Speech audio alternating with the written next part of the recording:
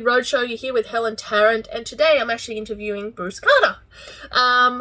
Bruce has now become a commercial property investor, a first-time commercial property investor. So this is a bit of a question about what is it like to be a first-time commercial property investor. Oh, for me, it was pretty exciting, really, because I've had a few residential investments, and I was always negatively geared. So, like commercial property, you just get more money coming through the bank account, and there's money to play with, and yeah, it's actually really exciting. So transitioning from you invested in resi before. So transitioning from resi into commercial for a lot of people is pretty scary, or they feel, I don't know, there seems to be some kind of a blockage that they just like, how do they make that leap, right? There's always sort of education and reading stuff, but taking that sort of first leap seems to be a dramatic change in mindset. How did you get there? Well, what was that shift? Yeah, it's a good question, right? So I think the biggest shift was I actually understood the numbers. Like I understood the money rent that was coming in. I understood my costs. I even looked at the downside. What would be the worst case scenario? And I just crunched all the numbers and realised that there wasn't really any risk there at all. Really, it just looked really good on paper. Yeah, and I guess the thing is most people, when they face the unknown, they look for that certainty, right? And I guess in resi, when you look for certainty, you go and find all this external stuff, right? You go and find what was the house that sold on the street, right? What was the value 12 months ago? Yeah. How much it's grown? What's the rent today? What's the rent tomorrow? What's the vacancy rate? What's the infrastructure, the house and land that's being developed? What's the development, new schools, hospitals, and things like that? Yeah. I mean, it's a little bit different from commercial. A lot of the stuff is not external; it's internal. Yeah. So that's a major change. I mean, did you struggle with that? Did you what was sort of just trying to get your head around the differences? Well, I guess the thing that makes you confident in commercial property is the strength of the tenant, because there was a good 2-3 year leases in place in the property that I bought, and the tenants were established businesses, and one of them even paid rent up in advance and all the rest of it when they signed the lease. So that just gave me confidence. So it was really about the tenant, looking at the tenant, seeing how viable the businesses were that were taking on the leases.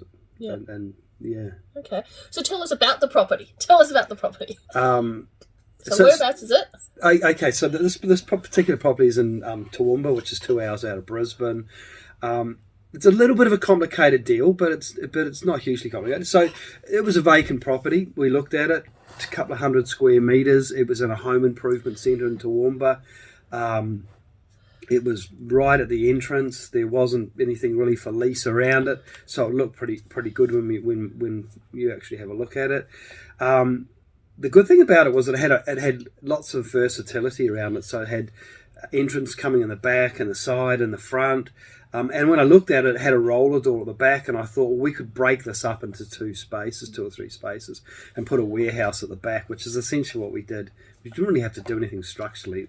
We just put a tenant in the back, and that tenant actually went in pretty well immediately before I even settled the property. And then 2 weeks later, and that tenant was an iPhone repair company. And then a tenant jumped in the front. A travel agency went in 2 weeks after I settled the deal. Yeah. And I've got a little office as well that's getting rented out, which looks like it's going to be rented out but pretty shortly. We've got someone who's looking at it pretty seriously at the moment. Right. Yeah. So it wasn't difficult. Wasn't as difficult as what I imagined. It was actually happened quite smoothly. Yeah, and the DD process, just sort of getting around.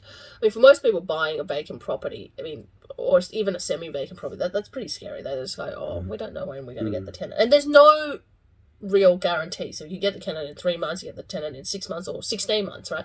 And that's what you're really taking on, and that's the risk and the reward that you get afterwards. Yeah. So what did you buy it for? What price did you buy it for? So I bought it for $435. And currently, when it's fully tenanted, currently it's renting for about $35,000 a year. Yeah. And when it's fully tenanted, it'll be up close to $40,000 a year rent. Yeah. And and that's net rent. That's net rent. Yeah. And and how much did you spend roughly in terms of refurbishment? What did you do with the refurbishment? Well, the refurbishment was pretty simple. Right? We ran some carpets through the place, which cost about $11,000, and I'm about to rejig the air conditioning so that each individual tenant's got their own air conditioning terminal to adjust the air conditioning, and that's about $6,000. So in total, the the cleanup of the property or the modifications were only about $16,000 or $17,000 in total. We had to do a little bit of cosmetic stuff. We put some extra panels on the roof or something like that on the ceiling, but that was nothing, a few $100. Yeah, and the construction of the wall to divide the properties, and it's just the tenants picked up. The tenants put in the dividing wall and the counters that they were going to use, shop counters, and painted the walls, I think, as well. Yeah. So the front. So it was very little. Yeah. It was just really sort of more cosmetics and very low cost cosmetic changes that just aligned everything. Yeah. And then how different is it from resi, really? Like, what's the sort of now? Are you shifted, or how are you looking at it? The potential that the amount of money you can make out of commercial property quickly, and have that comfort of extra cash flow, and with interest rates moving and all the rest of it. I mean, cash flow's king. If you're positively geared and you're relaxed about it and you're comfortable that you're gonna be okay through interest rate rises, then it's fine. We'll just move through it. We'll make money out of it and keep going forward. I don't have to worry about having to top it up, and I can keep other money aside. Yeah, and I guess it's a whole now. The next step really to get into the next one is you're looking at restructuring, refinancing. Yeah, because this property was vacant, we put tenants in it.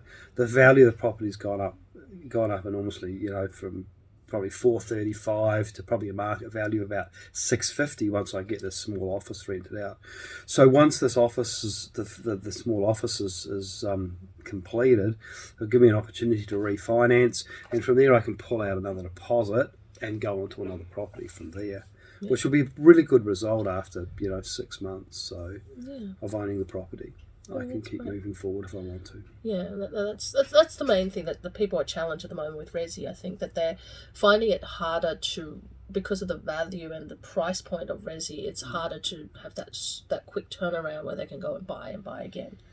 Yeah, correct, and buying the right commercial property. I mean, you have to understand commercial property though. Like, I wouldn't have done this deal unless I understood the metrics behind the deal, understood the tenant behind the property that I was buying, and also finding the right location. Which I was guided. I was guided by the team here at Unicorn, who did an amazing job, particularly through the due diligence and talking me through the property so that I understood everything, and of course working with Helen, who enabled me to fully appreciate the opportunity that was presented to me. Which And I think it's a give and take thing. But when you sort of decided that you sort of now going to go down the path, you're no longer going to do resi, you're going to go down the path of commercial. What was that? If you were trying to pinpoint, what was sort of the fundamental shift in that mindset? Because I think a lot of people out there are doing resi and they're looking at the commercial pathway, but they get a little bit scared, they get a little bit worried, and they come up with 10,000 questions why they shouldn't, right? When they only just need one reason for them to do it, right? Yeah. But what would you say? What was that shift for you? Because I think for other investors, it's giving them the aha moment, right? Yeah. So I'm in my late 50s. And anybody who's in their late 50s, generally, most of us, not all of us, but most of us have one goal: is how do we build enough income to retire on in 5-7 years or whatever that space is. And for me, the opportunity was just not there in residential in terms of being able to build a really good solid cash flow strategy so that I've got plenty of income to retire on and maintain the lifestyle that I've got at the moment. And when you look at the numbers behind residential investment, and you look at all the capability behind commercial, then commercial, like 5 times more cash flow. And you've got long leases, 3-5 year leases. You've got rental increases every 12 months. All that to me that just adds up as a far better option, particularly at my age, in order to build cash flow to retire on. And this little property that I've got now, I take away the deposit. I mean, it would generate, maybe $25,000 a year. After everything, cash flow positive in one small deal. Yeah. That's just one deal. Yeah. And my goal is over the next 5 years to be able to purchase 1, 2, 3, 4, maybe 5 small properties like that, and build up that income to retire on by the time I get to 65. And it's it's definitely achievable, I think. Yeah, and it's quite amazing because a lot of people get to this age, like in that mid to late 50s, and they go, well, what next, right? Well, what to? And especially if you had a few hits and the market's been volatile, or some people have lost their super, or they've lost their job, especially during the pandemic, how do you rebuild? And commercial is actually a really good way. And we have a lot of clients in that same boat that we're helping to rebuild. I think, I guess for you, the learning, how has that been? Like, how does education impacted on sort of you getting confident around buying commercial? Oh, I think the education is really important because I think that if you don't really understand what you're investing in, there's always going to be some level of fear, doubt, insecurity that's either going to slow you down with your process or stop you. So the more you understand, particularly about commercial property, the better off you're going to be. Like the biggest mistake that I made looking at commercial property before I had it was basically looking at it through the same lens as what I had with residential. Okay, it's worth this amount of money and the equity and whatever cash flows on it, but that's not the way you look at commercial property. There's a different dynamic that you work with, right? But that dynamic's exciting once you understand it and with the capability behind it. Yeah. Particularly to replace your income. That's the real benefit I see in commercial property more than anything. Yeah. And maybe a final tip to an investor looking at a new, like first timers, whether they're in their 20s, 30s, 50s, buying commercial property, what would you give them as a piece of advice, or, a shove in the right direction, or an aha moment for them to take away from?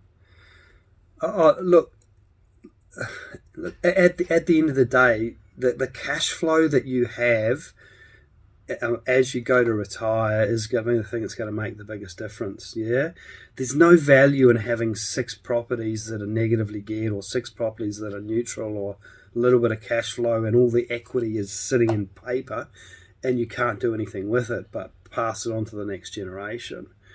For me, it was always about, well, how can I get cash flow? Cash flow, I can go away on overseas holidays. Cash flow, I can buy a new car every couple of years or whatever that is. You know what I mean? But I can't do that with the equity that's locked in on residential properties. So you probably need both, but certainly, if you're getting close to retirement or you're in your 50s and you're thinking about it, then commercial property to me just seems like a really really great way to retire. Yeah.